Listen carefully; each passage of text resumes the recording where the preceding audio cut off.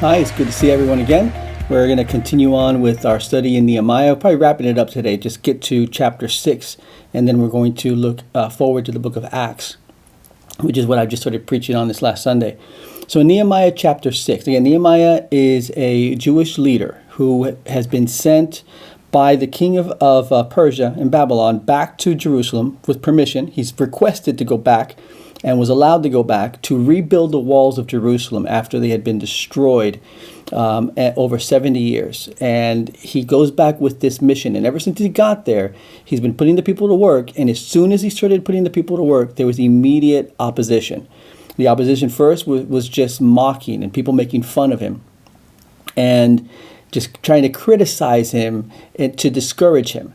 We talked about how that happens to us a lot of times, right? How we get so easily distracted or discouraged and stop doing what brings us joy or what our vision is or what God has called us to do because of criticism. We get discouraged when we don't get the help that we want. Well, Nehemiah gets everybody working. He ignores the criticism. In chapter 5, we looked at last week, he had to deal with some internal problems on how the leaders and the people were not treating each other right. So there was disunity and unfair treatment among the people themselves. So he deals with that in chapter 5. And now in chapter 6, the wall has been already halfway built. It's advancing quickly. And the threats, the opposition is increasing. So let's look at chapter 6. When word came to Sanballat, Tobiah, Geshem the Arab, and the rest of our enemies that I had rebuilt the wall, and not a gap was left in it, though up to that time I had not yet set the doors and the gates, Sanballat and Geshem sent me this message: "Come, let us meet together in one of the villages on the plain of Ono." But they were scheming to harm me. So I sent messengers to them with this reply: "I am carrying on a great project and cannot go down. Why should the work stop while I leave it and go down to you?"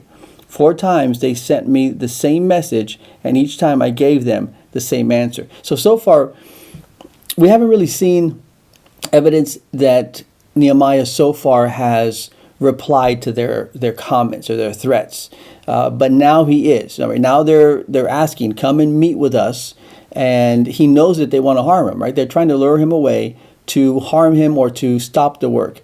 But he replies this time, and they keep insisting at least 4 different times, and he replies with the same answer. And I love his answer. "Why should the work," right? "I am carrying on a great project and cannot go down.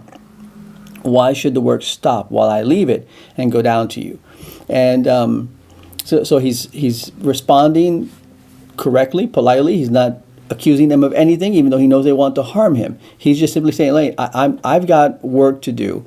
The project, this task, this job is important. Why should it stop?" Now, and it may not have stopped while he was gone, but either way, that's his response to them. What I'm doing here is too important to stop to go meet with you right now. And he knew what they wanted was just to harm him. So he goes on.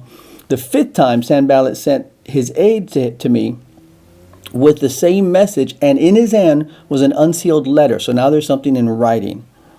And it says, "It is reported among the nations, and Geshem says it is true, that you and the Jews are plotting to revolt, and therefore you are building the wall. Moreover, according to these reports, you are about to become their king, and have even appointed prophets to make this proclamation about you in Jerusalem. There is a king in Judah. Now this report will get back to the king in Persia.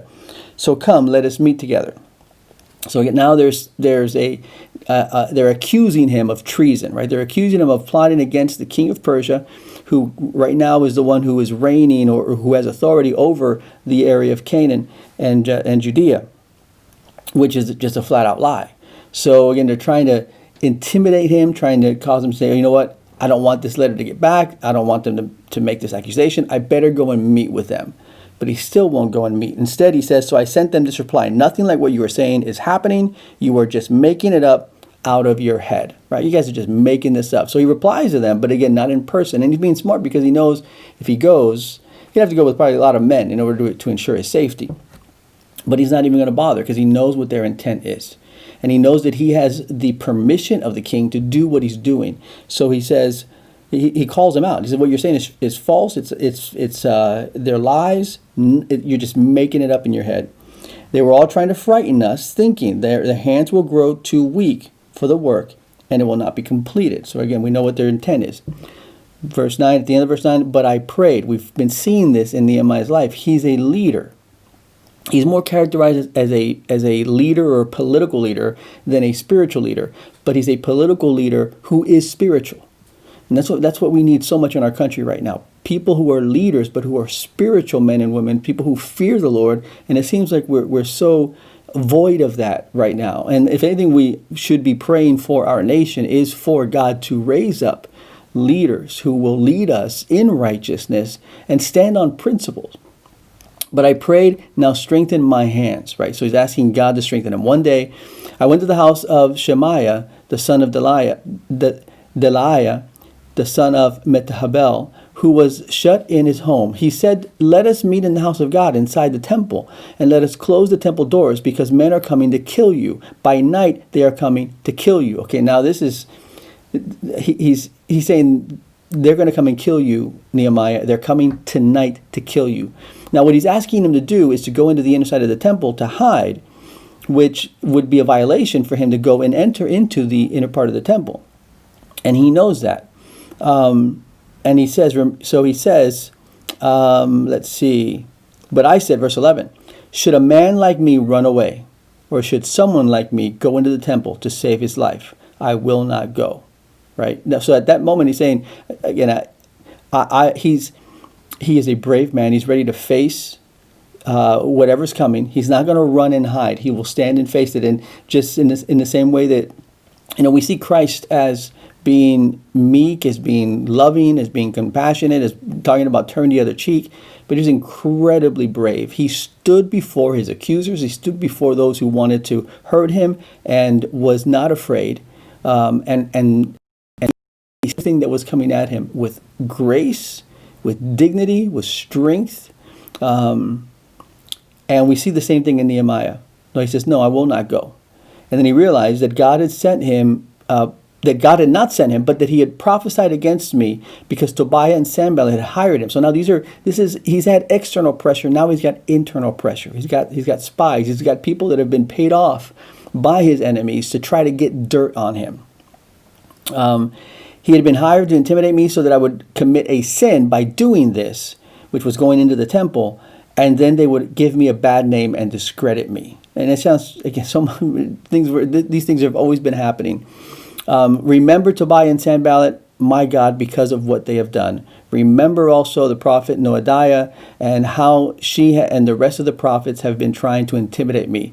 So the wall was completed. Right, here's the culmination now. The wall was completed on the 25th of Elul in 52 days. This is amazing. In just 52 days. And as we looked over the last few weeks, it's because he focused. Everything else stopped. They had one job, and that was to get this wall built. Right, so they weren't multitasking. They focused on one thing. Second, they worked together from old to young as families. They worked in front of their own homes. So what they were doing mattered because they were building and protecting their own homes and families. He reminded them what they were truly fighting for. And then he put everybody's hands, everybody working together, accomplished something amazing.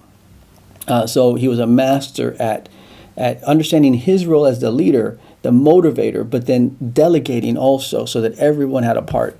I know I have to remind myself of that so often to not do everything on my own. And a lot of times, one of the things I realize is that the people that sometimes I assume people don't have time or they don't want to help. And a lot of times that's not the case, right? A lot of times people are more than willing to help if we'll just ask. But as a leader, right? As a leader, you also need to let people know this is what needs to be done. If we're going to see this happen, if we're going to see God move in our church, in our city, in our lives, in our family, this is what it's going to take. And it's going to take all of us working together to see that happen. So, and it says everyone, when they heard that this had happened, they accomplished the goal of building the walls. The surrounding nations were afraid and they lost their confidence. There's so much just here personally at Syracuse and in our church, and I'm sure it's the same in your church if you're watching from another place. that from Nehemiah's life that we need to be applying. We need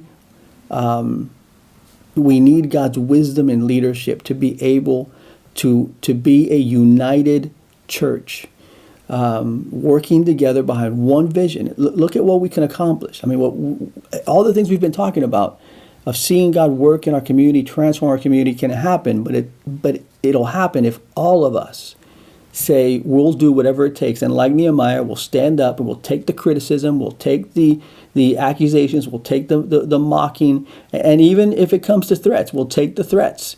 And we're not going to hide, we're not going to cower. We will stand and say, this is who we are, this is what we believe, this is what we are doing for the glory of our God and for the love of our community. So let's keep doing that, praying, and I'll see you guys tomorrow. Remember to just comment, let me know what you're thinking about and how this has spoken to you, and what maybe God is saying your part should be in connecting and plugging in and putting your hands to the work. And we'll pick it up tomorrow as we dig into the book of Acts. All right, God bless.